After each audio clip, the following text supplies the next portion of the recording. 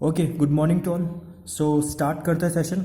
इस सेशन के अंदर अपन डिस्कस करेंगे एक last concept, that is repair of partially damage goods. ठीक है, तो ये जो कॉन्सेप्ट है आपके बुक में सबसे लास्ट में गिवन है, छोटा सा कॉन्सेप्ट है। ठीक है, और इसके ऊपर एक ही एग्जाम्पल गिवन है यहाँ पर। ठीक है, तो अपन डिस्कस करते हैं, इंपॉर्टेंट है। ठीक है, तो हर कॉन्सेप्ट इंपॉर्टेंट होता है। ठीक है, तो डिस्कस करते हैं लास्ट कॉन्सेप्ट, और ये लास्ट सेशन है इस चैप्टर का। ठीक है, तो देखते हैं। तो जैसे कि नाम से पता लगता है कि repair of partially damage goods, तो यहाँ पर अपन को जो डिस्कस करना है वो डिस्कस करना है कि सर अगर कोई गुड्स आपका पार्शली डैमेज हो गया और आपने उसके ऊपर रिपेयर करवाया, इन दैट केस उसको अपन को कैसे डील करना है। ठीक है, तो जैसे कंसाइनर मिस्टर ए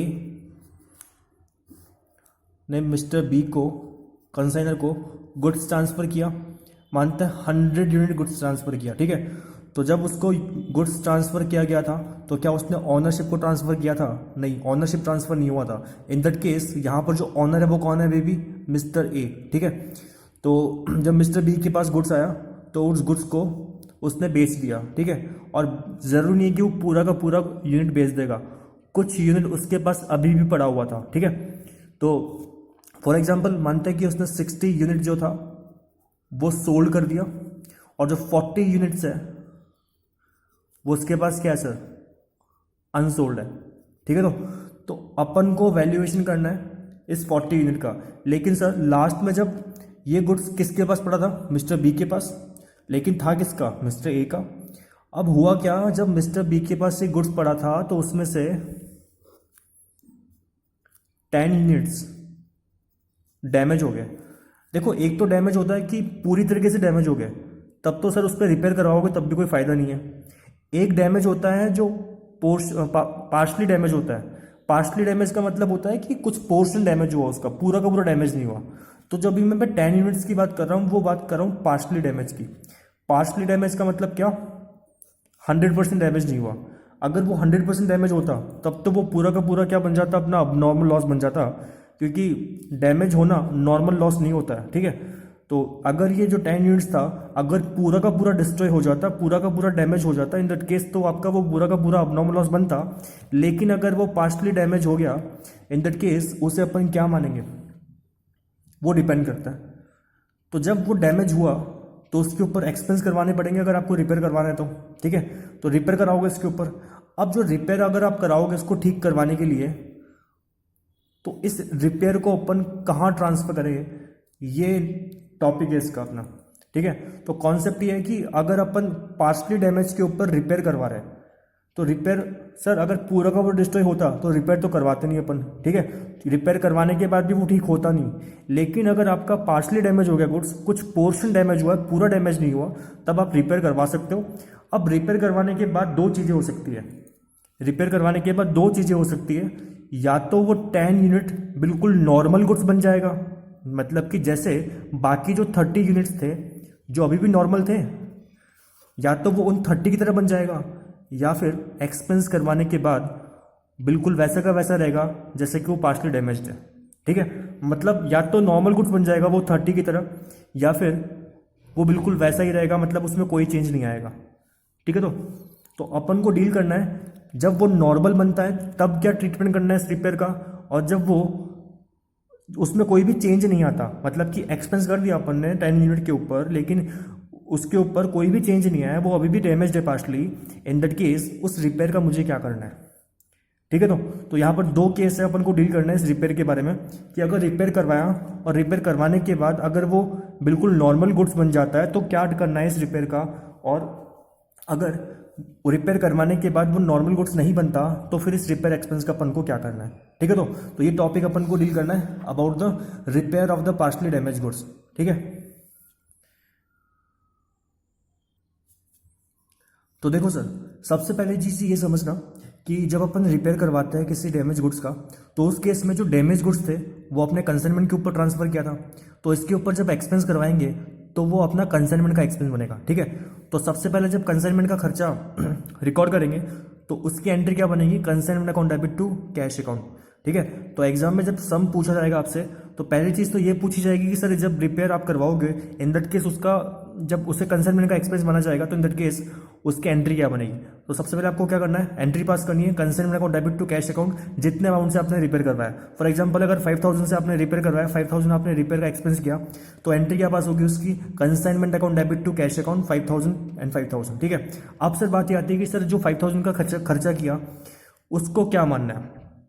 तो देखो, खर्चा करवाने के बाद दो चीजें हो सकती है, या तो गुड्स अपना नॉर्मल बन जाएगा जैसे कि अदर नॉर्मल गुड्स थे, या फिर खर्चा करवाने के बाद गुड्स अभी भी उसी पोजीशन में है जैसे कि वो पार्शियली डैमेज्ड है। ठीक है, तो देखो, after the repair if the goods become normal, मतलब कि repair goods become saleable in the market at its actual selling price. तो देखो यहां पर जो 10 यूनिट्स अपना खराब हुआ था, पार्शियली डैमेज हुआ था, तो सर अगर इसको आप बाजार में जाके बेचोगे तो क्या जो 30 यूनिट नॉर्मल थे क्या उस प्राइस पे बेच सकते हो? अगर मैं बोलता हूं कि आपका जो नॉर्मल यूनिट है वो 100 रुपीज पर यूनिट पे आप सेल कर सकते हो मार्केट में। ठीक है, ये 100 रुपीज पर यूनिट पे आप क्या कर सकते हो, बेच सकते हो मार्केट में जाके। लेकिन अगर सर 10 यूनिट आपका खराब हो गया, पार्शली खराब हुआ है, पूरा खराब नहीं हुआ है, पार्शली खराब हुआ है, मानते हैं 80% पोर्शन खराब, 80% जो है मतलब 20% खराब हो गया, 80% अभी भी ठीक है उसमें से, तो सर क्या आप इस 10 यूनिट को बेचने जाओगे तो क्या आपको उसका एक्चुअल सेलिंग प्राइस मिलेगा? क्या आप उसे 100 रुपीज पर यूनिट पे बेच पाओगे? नहीं बेच पाएंगे।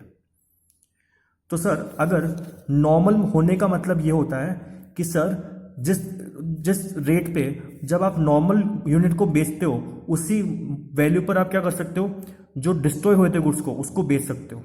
ठीक है, तो डैमेज गुड्स को अगर आप उसी प्राइस पे बेच पा रहे हो जो नॉर्मल गुड्स को बेचते हैं अपन, तो इस केस में सर उसे क्या मानेंगे, उसे अपन क्या करेंगे, अनसोल्ड स्टॉक का पार्ट मान लेंगे।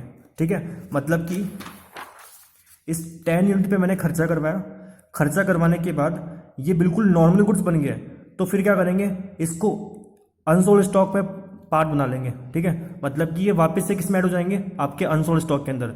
आपका टोटल अनसोल्ड स्टॉक कितना था, 40 था, उसमें से 30 तो बिल्कुल नॉर्मल थे, 10 खराब हो गए थे। इस 10 पे खर्चा करवाया, खर्चा करवाने के बाद ये वापस से नॉर्मल बन गए, तो ये जो 10 यूनिट्स था वो अब किसका पार्ट बन जाएगा, आपका अनसोल्ड स्टॉक का पार्ट बन जाएगा। ठीक है, और जो रिपेयर का एक्सपेंस करवाया था वो भी किसका पार्ट बनेगा, आपका अनसोल्ड स्टॉक का पार्ट बनेगा। ठीक है, तो लेकिन अब सर एक चीज समझना, ये जो 10 यूनिट था ये खराब हुए, इसके ऊपर मैंने खर्चा करवाया, लेकिन खर्चा करवाने के बाद इसका जो पोजीशन था वो बिल्कुल वैसा का वैसा था जैसे पहले था, मतलब कि वो पार्शियली डैमेज था, अभी भी वो नॉर्मल नहीं बन पाया। तो इस केस में क्या जो 10 यूनिट था वो क्या आपके अनसोल्ड स्टॉक का पार्ट बनना चाहिए? नहीं सर, क्योंकि अनसोल्ड स्टॉक में तो जो नॉर्मल गुड्स होते हैं वो आते हैं, तो क्या 10 यूनिट्स नॉर्मल बने वापस से? वो बने ही नहीं नॉर्मल। तो इस केस में क्या जो आपका रिपेयर का एक्सपेंस था वो क्या आपके अनसोल्ड स्टॉक का पार्ट बनना चाहिए? नहीं सर, वो आपके अनसोल्ड स्टॉक का पार्ट नहीं बनेगा। और दूसरी चीज, जो 10 यूनिट्स था क्या वो नॉर्मल बना? नहीं बना। तो इस केस में जो 10 यूनिट है वो आपका क्या बन जाएगा, अब नॉर्मल लॉस बन जाएगा, और जो रिपेयर एक्सपेंस है वो भी कहाँ ऐड हो जाएगा, अब नॉर्मल लॉस में ऐड कर देंगे अपन। ठीक है, तो सिंपल सा कॉन्सेप्ट है, अगर आपका यूनिट पे आपने खर्चा करवाया, खर्चा करवाने के बाद नॉर्मल बन जाता है, इन दैट केस जो 10 यूनिट है वो आपके अनसोल्ड स्टॉक का पार्ट बनेगा, और उसके ऊपर जो खर्चा करवाया था वो भी किसका पार्ट बनेगा, आपके अब नॉर्मल लॉस का पार्ट बनेगा, सॉरी अनसोल्ड स्टॉक का पार्ट बनेगा। लेकिन अगर खर्चा करवाने के बाद जो गुड्स है वो आपके नॉर्मल नहीं बनते, इस केस में जो 10 यूनिट है वो आपका अब नॉर्मल लॉस बनेगा, और इसके ऊपर जो खर्चा करवाया था वो भी किसका पार्ट बन जाएगा, आपके अब नॉर्मल लॉस का पार्ट बन जाएगा। ठीक है, तो इसको अपन सम से देखेंगे, एक सम करके देखेंगे, तब और अच्छे से क्लियरिटी आएगी इसके ऊपर कि किस तरीके से अपन को डील करना है। ठीक है, तो देखो, if the after the repair if the goods become the normal, that is repaired goods become the sellable in the market at its actual selling price, then repair expense is treated as a part of the unsold stock। तब उसको जो repair expense है तब उसको अपन unsold stock का part मानेंगे। And after the repair if the goods remain the same, अगर वो वैसे के वैसे रहता है, that is repair goods not become the saleable in the market at its actual selling price, then the repair expenses treated as a part of the abnormal loss। उस case में जो रिपेयर एक्सपेंसेस है वो आपके abnormal loss के part बन जाएंगे। ठीक है, तो देन अगर बात करता हूँ अनसोल्ड स्टॉक का वैल्यूएशन करेंगे तो कैसे करेंगे, जैसे देखो नॉर्मल अभी तक करते आ रहे थे अपन, अनसोल्ड स्टॉक का वैल्यूएशन बिल्कुल वैसे के वैसे ही होगा, बट यहाँ पर क्या होगा, जैसे अपन क्या लिखते थे पहले, गुड्स सेंट ऑन कंसाइनमेंट, जो अपने यूनिट थे वो आ जाएंगे यहाँ पर, ऐड कर देंगे कंसाइनर के एक्सपेंसेस, ऐड कर देंगे कंसाइनी के expenses up to the godown वाले, तो टोटल आ जाएगा। देन आफ्टर जो रिपेयर एक्सपेंसेस था उसके वजह से आपका जो उसे अपन कहाँ ऐड करेंगे, अनसोल्ड स्टॉक में, तो वहाँ पर से ऐड कर देंगे अपन, that is repair expense add हो जाएगा।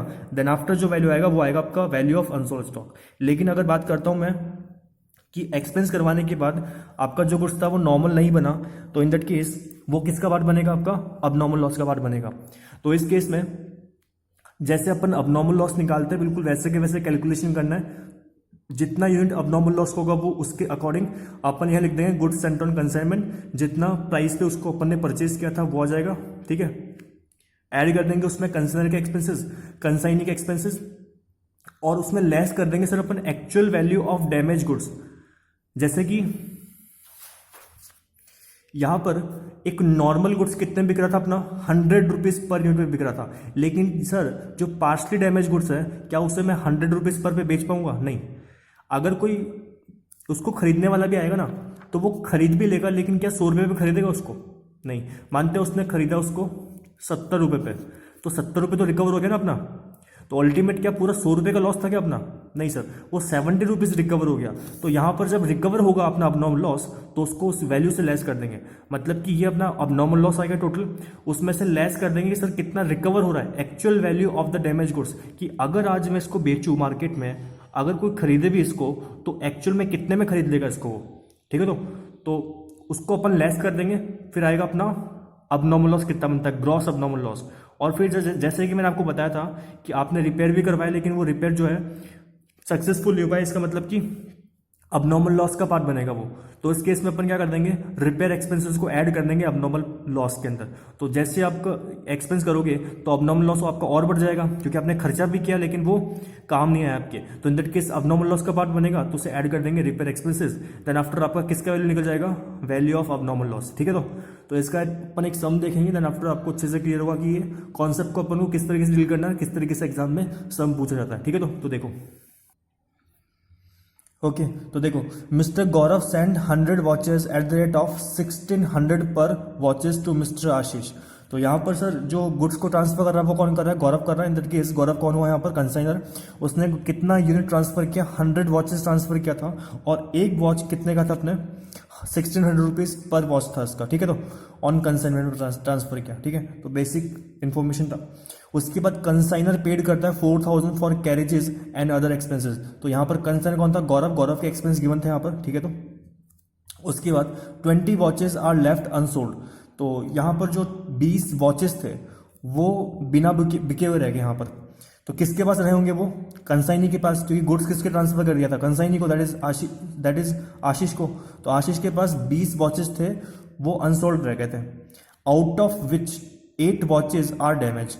जिसमें से क्या हुआ सर, जो 8 वॉचेस थे, मतलब इस 20 में से 8 वॉचेस जो थे वो डैमेज हो गए, ठीक है। तो रिपेयर एक्सपेंस करवाया उन लोगों ने 2000 का, मतलब कि जो 2000 का खर्चा करवाया था किस पे करवाया होगा, 20 पे करवाया या फिर 8 पे करवाया। तो रिपेयर किसको करवाएंगे, जो डैमेज हुआ है। तो डैमेज कितना हुआ यूनिट यहाँ पर 8। तो इस 8 यूनिट को ठीक करवाने के लिए यहाँ पर कंसाइनर ने खर्चा किया, कितना किया, 2000 का खर्चा किया। तो पहली चीज उसने पूछा, pass the general entry if the repair expenses treated as a consignment expenses. तो आपको एंट्री पास करके दिखानी है, ठीक है। तो पहली एंट्री क्या बनेगी इसकी, सॉल्यूशन करते हैं इसका। तो पहली चीज एंट्री पास करनी है आपको, दैट इज क्या बताई थी मैंने, consignment account debit to cash account. कितना, 2000 से, ठीक है। तो बीइंग वॉचेस रिपेयर्ड। तो ये सर एक्सपेंस बुक कर लिया अपन ने कि वॉचेस को रिपेयर करवाया। अब रिपेयर करवाने के बाद दो चीज़ें हो सकती है, या तो वो नॉर्मल बन जाएगी या अब नॉर्मल बनेगी। ये सर यहाँ पर 3 केस गिवन है। पहले केस में उसने आपसे एंट्री मांगी कि सर आपको एंट्री पास करके दिखानी है कि सर अगर वो उसे कंसाइनमेंट का अगर एक्सपेंस माना तो उसकी एंट्री क्या बनेगी, जो क्या बनेगी उसकी, consignment account debit to cash account, ठीक है। तो सेकंड केस क्या बोलता है समझना, repair expenses included in the value of damaged goods and then the value of the damaged goods watches is 800 rupees per watch. तो देखो इसने साफ बोल दिया कि यहाँ पर जो रिपेयर एक्सपेंस था ना उसको आपने क्या किया, इंक्लूड कर दिया। किस में इंक्लूड कर दिया? डैमेज गुड्स में इंक्लूड कर दिया। इसका मतलब क्या, क्या उसको अनसोल्ड स्टॉक का पार्ट माने, क्या अबनॉर्मल लॉस का पार्ट माने? अबनॉर्मल लॉस का पार्ट मानना है। क्यों मानना है? क्योंकि उसमें साफ साफ बोला है यहाँ पर कि रिपेयर एक्सपेंस को इसने क्या किया, इंक्लूड कर दिया डैमेज गुड्स के अंदर। तो डैमेज गुड्स में इंक्लूड कब करता है? जब वो नॉर्मल बन गया होगा या फिर नॉर्मल नहीं बना होगा? नॉर्मल नहीं बना होगा। इस केस में यहाँ पर सर क्या जो 2000 का एक्सपेंस था, क्या वो अनसोल्ड स्टॉक का पार्ट बनना चाहिए? क्या जो 8 यूनिट था, क्या वो अनसोल्ड स्टॉक का पार्ट बनना चाहिए? नहीं। 20 था अनसोल्ड स्टॉक, लेकिन 8 जो था वो डैमेज हो गया था, लेकिन डैमेज को ठीक करवाने के बाद भी क्या वो ठीक हो पाया? नहीं हो पाया। तो इस केस में जो 8 यूनिट है वो क्या बन जाएगा, अपना अबनॉर्मल लॉस बन जाएगा। और यहाँ पर जो अल्टीमेट अपने पास अनसोल्ड स्टॉक का वैल्यूएशन करेंगे तो कितने यूनिट के रेस्पेक्ट में करेंगे?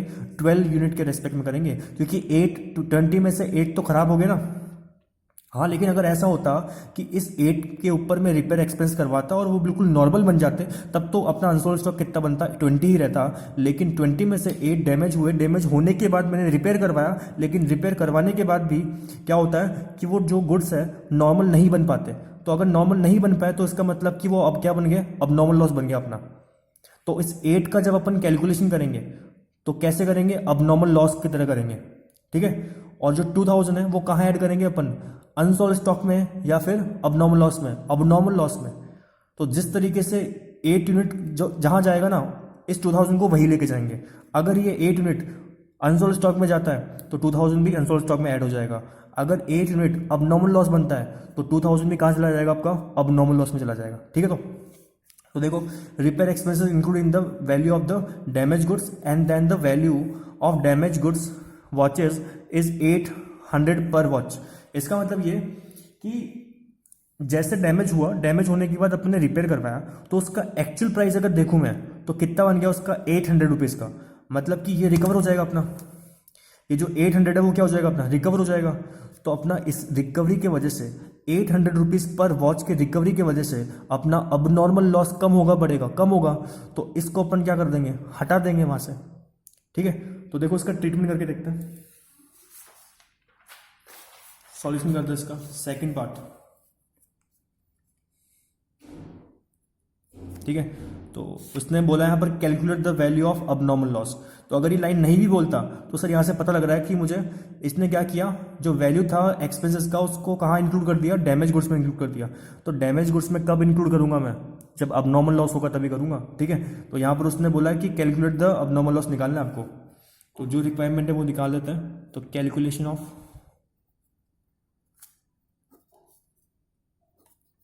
अबनॉर्मल लॉस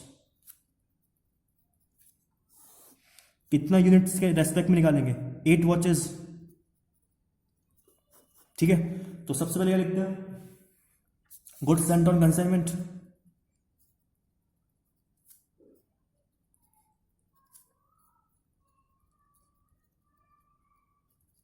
एट यूनिट के रेस्पेक्ट में कैलकुलेशन कर रहे हैं। और 1 यूनिट को जब ट्रांसफर किया था तो कितने प्राइस पे ट्रांसफर किया था? ये देखो 1600 पर रुपीस वॉचेस के अकॉर्डिंग ट्रांसफर किया था। तो मल्टीप्लाई बाई कितना? 1600, दैट इज कितना हो गया? 12,800, ठीक है। तो 12,800 आ गया। उसके बाद क्या करेंगे अपन? कंसाइनर के एक्सपेंस लेंगे एंड कंसाइनिंग एक्सपेंस लेंगे। तो कंसाइनर के एक्सपेंस देखते हैं। कंसाइनर के तो वैसे भी एक्सपेंस आएंगे पूरे, कंसाइनर्स एक्सपेंसेस। तो देखो उसने कितना खर्चा किया कंसाइनर ने? यहाँ पर 4,000 का खर्चा किया था उसने। अब यहाँ पर जो 4,000 है क्या वो पर यूनिट था क्या? नहीं सर, पर यूनिट नहीं था, इसको पर यूनिट बनाना पड़ेगा। तो यहाँ पर जब उसने 4,000 का खर्चा किया था तो कितने वॉचेस के रेस्पेक्ट में किया था? 100 वॉचेस के रेस्पेक्ट में। तो डिवाइड बाई कितना? 100। तो यह आ जाएगा आपका पर यूनिट, ठीक है। अभी आप कितने यूनिट के रेस्पेक्ट में काम कर रहे हो? 8 यूनिट का रेस्पेक्ट में, ठीक है। तो कितना हो जाएगा? 40 इंटू 8, क्योंकि 100 से 100 कैंसिल, 0 से 0 कैंसिल, तो बचा कितना? 40 इंटू 8, दैट इज 320, ठीक है। अब क्या ऐड करेंगे इसमें? कंसाइनर के एक्सपेंसेस, सॉरी कंसाइनिंग के एक्सपेंसेस। तो सर यहाँ पर पहली चीज जो लॉस हुआ, अबनॉर्मल लॉस, वो कहाँ वो हो रहा है? इन द ट्रांजिट या फिर कंसाइनिंग के गोडाउन में? कंसाइनिंग के गोडाउन में, क्योंकि उसने बोला ना कि उसके पास 20 यूनिट जो थे वो अनसोल्ड रह गए थे, उसमें से 8 यूनिट जो थे डैमेज हो गए। तो डैमेज तो उसके गोडाउन में रहे होंगे, तभी तो उसने बोला 20 यूनिट थे उसके पास, उसमें से 8 यूनिट डैमेज हुए, इसका मतलब कि उसके गोडाउन में थे वो। तो इस केस में अल्टीमेट इस 8 के ऊपर जो खर्चा हुआ था, क्या वो कंसाइनी ने किया था? हाँ किया था। तो देखो यहाँ पर कोई कंसाइनी का एक्सपेंस है क्या? यहाँ पर सर कंसाइनी का कोई एक्सपेंस ही नहीं था, ठीक है। अगर कोई कंसाइनी का एक्सपेंस होता तो मैं उससे कंसिडर करके चलता, ठीक है। तो यहाँ पर कोई कंसाइनी का एक्सपेंस नहीं है, ठीक है।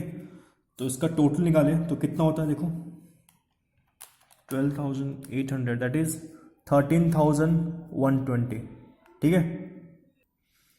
तो ये तो आ गया आपके पास ग्रॉस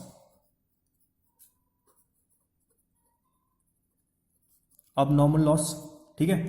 अब सर यहाँ पर अपने पास इंफॉर्मेशन ये था कि इस यूनिट को जब बेचूंगा मैं, दैट इज अब नॉर्मल लॉस जो यूनिट थे, दैट इज 8 यूनिट को अगर मैं बेचूं, क्योंकि डैमेज हुआ उसके बाद रिपेयर करवाया, रिपेयर करवाने के बाद पता लगता है कि मैं अगर उसको मार्केट में बेचूंगा तो कितने बेचूंगा, 800 रुपये पर यूनिट पे, 800 रुपये पर वॉच बेच सकता हूँ उसको मैं। तो इस केस में यहाँ पर जो मेरा अब नॉर्मल लॉस है वो कम हुआ, बड़ा कम हुआ, तो सर जो रिकवरी हो गया वो कम कर लेंगे उसको यहाँ से। तो इस 13,120 रुपये में क्या कर देंगे अपन, लेस कर देंगे एक्चुअल वैल्यू ऑफ लॉस, ठीक है, लॉस्ड यूनिट्स। तो 8 यूनिट लॉस हुआ था, उसको मैं कितने बेच पा रहा हूँ, 800 रुपये पर यूनिट में बेच पा रहा हूँ, ठीक है। तो कितना हो जाएगा, ये कितना रिकवर हो गया मुझे पैसा, 6400 का। तो इसको हटा देंगे यहाँ से, तो ये वैल्यू कम हुआ ना अपना। अब नॉर्मल लॉस कितना बन रहा था, 13,120 बन रहा था, उसमें से 6400 रुपये तो मैं रिकवर कर लूँगा बेच के। तो अल्टीमेट मेरा जो लॉस होगा वो कितना होगा, इसको लेस कर देंगे, तो ये कितना जाएगा ये अपने पास 6,720 रुपीज़, ठीक है।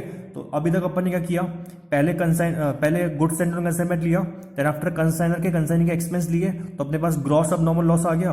उसने अपन ने वो वैल्यू हटा दिया जो अपन रिकवर कर सकते हैं उसको बेचकर, तो वो कितना आ गया सर अपना 6400 आ गया, ठीक है सर। उसके बाद जो अपना नेट कितना आ गया वैल्यू अब नॉर्मल लॉस का 6,720, लेकिन अभी तक अपन ने क्या नहीं किया, इस 2000 को इंक्लूड नहीं किया। तो ये 2000 भी किसका पार्ट बनेगा, जब 8 यूनिट किसका पार्ट बन रहा है अपना, अब नॉर्मल लॉस का पार्ट बन रहा है, तो एक्सपेंस जो किए वो भी किसका पार्ट बनेंगे, अब नॉर्मल लॉस का पार्ट बनेंगे।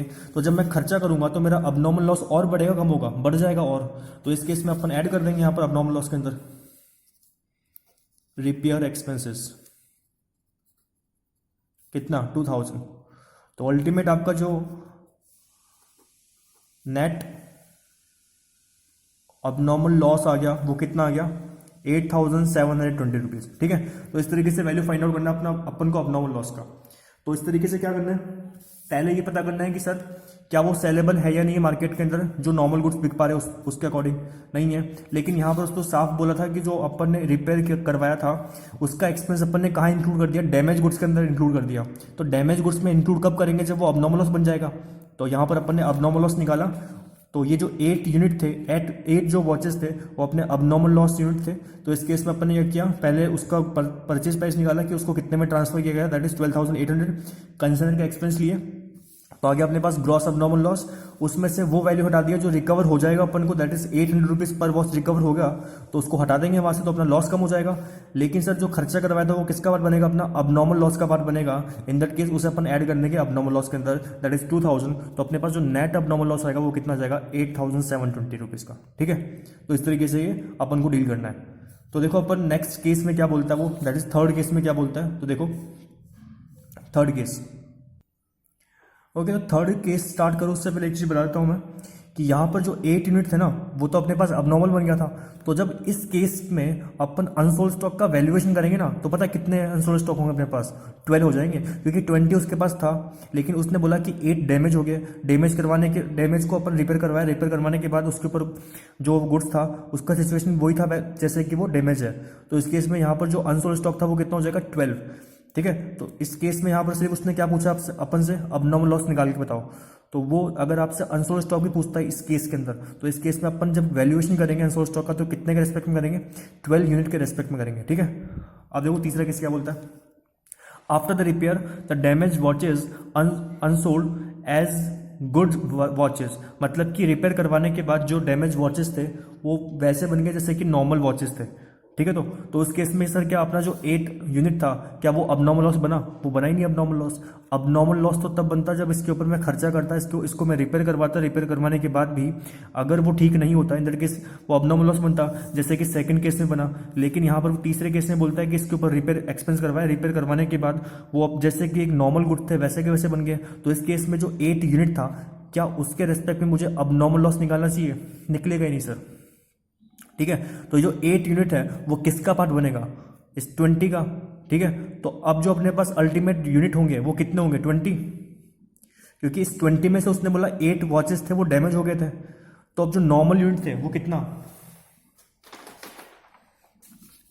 उसने बोला कि 20 वॉचेस थे, ठीक है। तो उसमें से उसने बोला कि 8 जो वॉच थे वो तो क्या हो गए? डैमेज्ड। और जो बाकी 12 थे वो क्या थे? वो तो पहले से नॉर्मल थे, ठीक है। तो ये तो सर अनसोल्ड स्टॉक का पार्ट बनेंगे बनेंगे, लेकिन बात आती है कि क्या 8 भी बनेगा? क्या 8 जो वॉचेस थे वो इस 20 का पार्ट तब बनेंगे जब इसको ठीक करवाने के बाद ये भी नॉर्मल बन जाएंगे, ठीक है। तो इस केस में यहां पर जो अपने पास अनसोल्ड स्टॉक होगा वो कितना हो जाएगा? 20 हो जाएगा, ठीक है। अदरवाइज देखो पिछले वाले केस में क्या था? डैमेज को ठीक करवाया, ठीक करवाने के बाद वो ठीक नहीं हो पाए। इस केस में जो अपने पास अनसोल्ड स्टॉक था वो कितना रहेगा? सिर्फ 12 रहेगा। लेकिन यहाँ पर इसको ठीक करवाने के बाद ये बिल्कुल नॉर्मल बन गए। तो अब तो कितना हो जाएगा आपके पास अनसोल्ड स्टॉक? 20 हो जाएगा ना, ठीक है। तो यहाँ पर सर अबनॉर्मल लॉस निकलेगा नहीं। तो अपन को क्या निकालना है? अपन को निकालना है अनसोल्ड स्टॉक का वैल्यूएशन, ठीक है। तो निकाल लेते हैं। देखो third case, calculation of unsold stock, ठीक है। तो कितने के रेस्पेक्ट में होगा? 12 तो पहले से नॉर्मल थे, लेकिन 8 को ठीक करवाने के बाद, रिपेयर करवाने के बाद वो नॉर्मल बन गए। तो अपने पास अब जो यूनिट है अनसोल्ड स्टॉक का वो कितना है? 20 हो जाएगा, ठीक है। तो 20 वॉचेस के रेस्पेक्ट में अपन को कैलकुलेशन करना है। तो देखो सबसे पहले क्या लिखेंगे? गुड्स सेंट ऑन कंसाइनमेंट,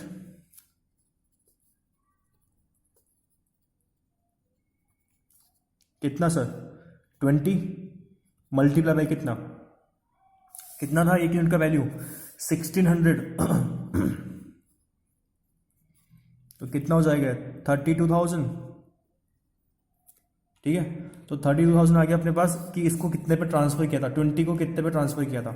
इसके बाद अपन ऐड करेंगे इसमें कंसाइनर के एक्सपेंसेस। कंसाइनर ने टोटल खर्चा कितना किया था? 4,000 का। ये पर यूनिट नहीं था, ये था 100 के लिए। अपन को निकालना कितने के लिए? 20 के लिए। तो कितना हो जाएगा ये? 40 इंटू 20 दैट इज 800, ठीक है। उसके बाद कंसाइनर के कोई एक्सपेंस थे नहीं, तो अपना जो अनसोल्ड स्टॉक है वो कितने का? 32,800 का, ठीक है। लेकिन सर मैंने आपको बताया था कि रिपेयर एक्सपेंस उसी का पार्ट बनेगा जहां पर ये 8 यूनिट्स जाएगा। तो ये जो 8 यूनिट से कहाँ चला गया अपने पास? अनसोल्ड स्टॉक में। तो अल्टीमेट जो रिपेयर एक्सपेंस है वो किसका पार्ट बनेगा? अपना अनसोल्ड स्टॉक का पार्ट बनेगा, ठीक है। तो यहां पर उससे ऐड कर देंगे। यहां पर रिपेयर एक्सपेंसेस कितना? 2,000 का था, तो उसे यहां पर ऐड कर देंगे। तो जहां पर इस 8 यूनिट को लेके जाएंगे वहां पर ये खर्चा चला जाएगा।